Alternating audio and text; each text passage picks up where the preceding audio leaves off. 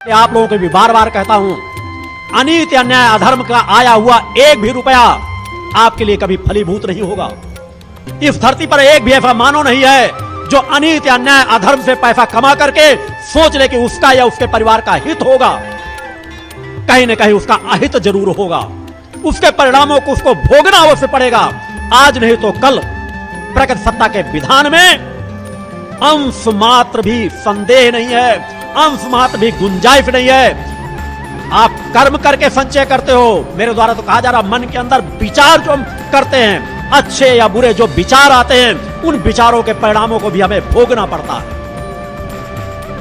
अतः सोचो, विचार करो कि आज क्षणिक सुख पाने के लिए यह तुमने अनीति अन्याय अधर्म का रास्ता तय किया, तो कल उसके परिणाम को जब तुम्हें भोगना पड़ेगा, तब बचाने वाला कोई भी नहीं होगा।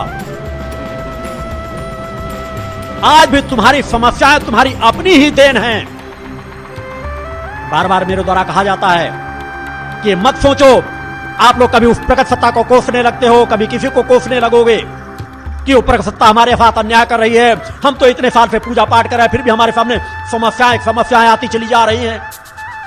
उन समस्याओं के लिए आपने कितने जन्मों से पाप कर्म किए हैं, इस पर कभी आप विचार नहीं करते हो।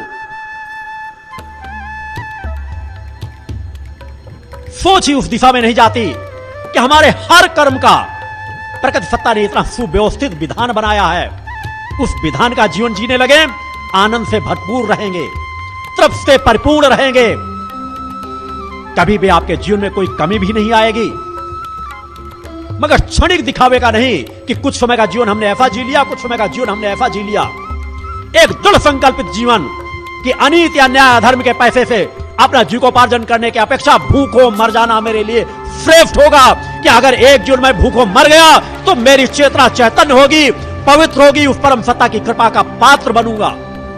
आत्मा अजर अमर अविनाशी है। आत्मा न कभी मरती है, न कभी मर सकती है, क्योंकि वह उस परम सत्ता का अंश है जो अजन्मा है, अविनाशी है। समस्त सृष्टि, समस्त लोकों, समस्त देवी देवताओं, ब्रह्मा विष्णु महेश की जननी है।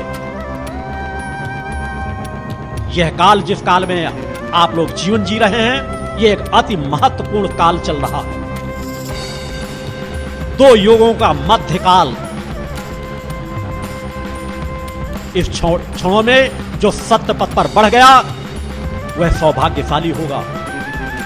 उसके सौभाग्य की तुलना और किसी से की नहीं।